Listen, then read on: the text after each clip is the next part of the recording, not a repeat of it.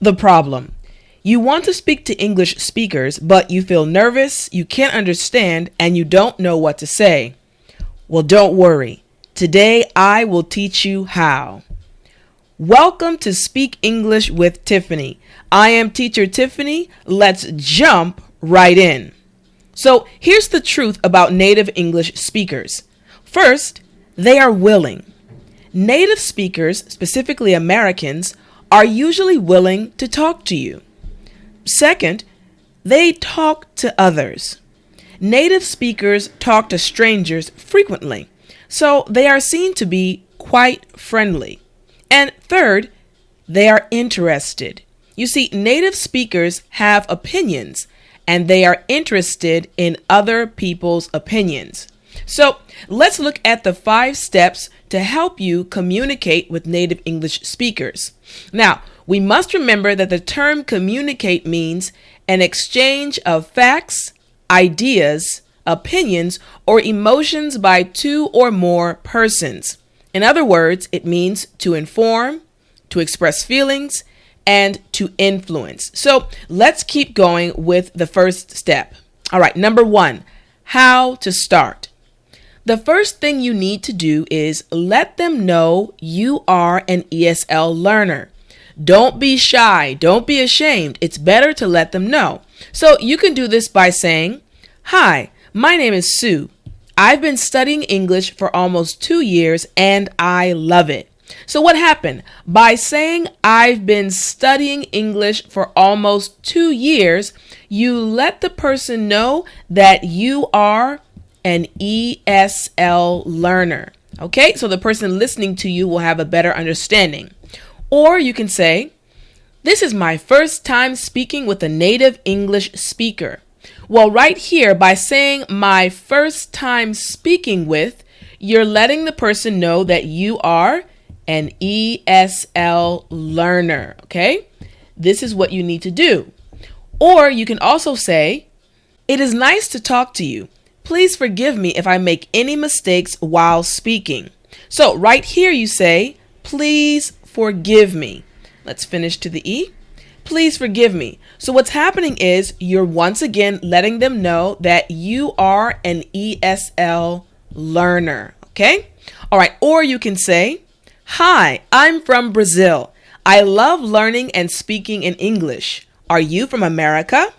So in this example, we've done 2 things. First, you've said the country that you are from, and it's not a native English speaking country, okay? And you've also said, "I love learning and speaking in English." But this word right here is the key. Again, it shows that you are an ESL learner, okay? All right, and you can also say, "Hello, I'm Max. My hobby is studying English." Well, right here we have hobby. That means, once again, you are an ESL learner. This is step number 1, how you should start when you're trying to communicate. Now, number 2, how to choose a topic. You see, the second thing you need to do is find a topic that interests you both, something you both want to talk about. So, what you do is think about your personal interests, and you want to pick 3 of them. So right here we have, maybe you like fishing. Maybe you also enjoy running and exercise. Maybe you like extreme sports, or painting and drawing, or even baking. Well, what you want to do again is pick 3 of them. Okay, this is all happening in your mind. Pick 3 of them. Then what you're going to do is the native speaker needs to know more about you. So say your top 3 interests. You can say, "I have many hobbies, but I really enjoy running, baking, and drawing." Okay, so this pattern right here, really enjoy, means you're going to focus on your top 3. Now, what you're going to do next is give the native speaker a chance to answer. You're going to ask them about their hobby or interest. And how you do that? You just say, "How about you?" This is asking them for their interest. All right. Now, warning.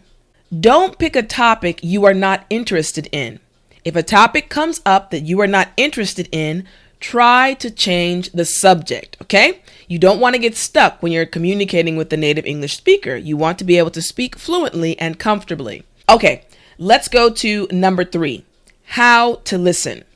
The third thing you need to do is listen closely to what they say. So, this is what happens. In your mind, you want to be able to recognize the who, what, when, where, and why in the native speaker's statements. Basically, you're listening for the 5 W's. Remember, if you need to get a refresher on this, go to the lesson. The link is in the top right of this video that talks about the 5 W's and how to recognize them. Okay? Now, after that, then as you are listening, you need to find the key point. In other words, listen for the most important part of what they are saying. Okay, this is all happening inside of your mind as you're listening. Now what you're going to do, finally, as you listen, you need to find something that you are curious about. In other words, find something to ask a question about. Remember, curious, this word just means something that you are interested in, okay? Interested in or want to learn more about, okay? Want to learn more about, okay? That's what the word curious means. Okay, now warning number 2. Don't assume that native English speakers don't want to listen to you. Instead, think positively before you speak. You can do it. Okay, so let's go on to number 4, how to answer. The fourth thing you need to do is give an answer that leads to more talking, okay? So this is how you do that. Okay, the first key point to answering is to restate the question or previous comment.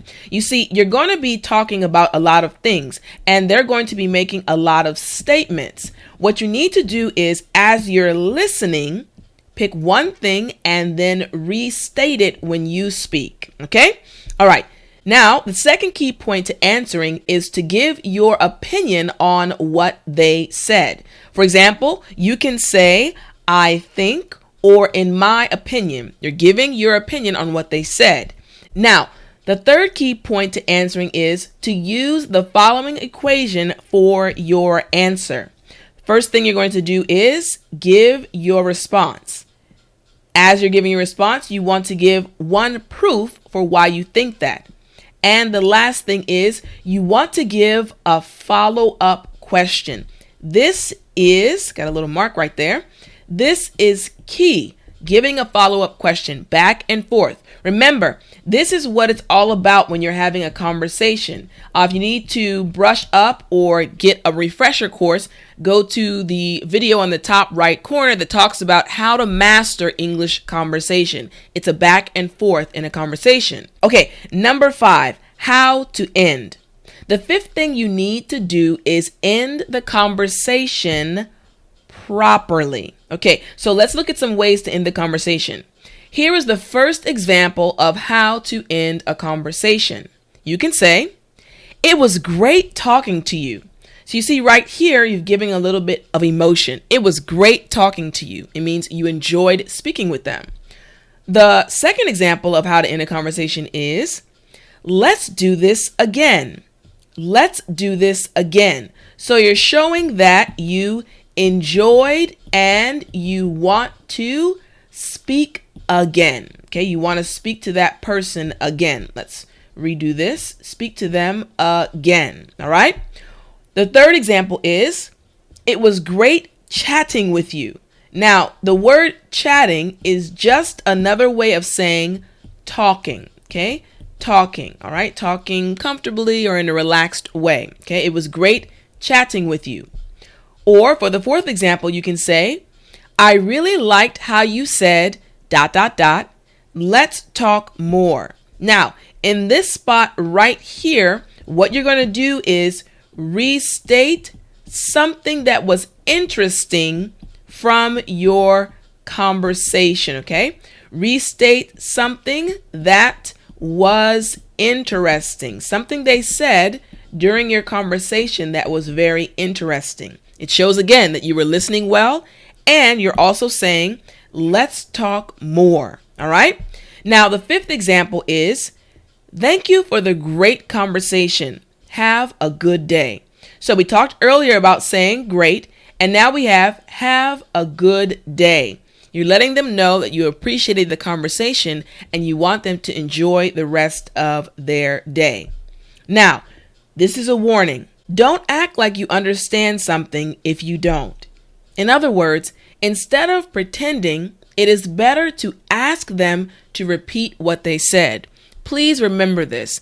Don't be shy. Don't be embarrassed. It's okay to ask them to repeat if you don't understand. Now, if you want to continue studying with me, you can go to my website, speakenglishwithtiffani.com/ebooks, and look at my ebooks that I've made just for you. Or you can also go to speakenglishwithtiffani.com/courses to start studying my special courses just for you. Also, remember on the left side of your screen to watch my next English video lesson. Until next time, remember to speak English.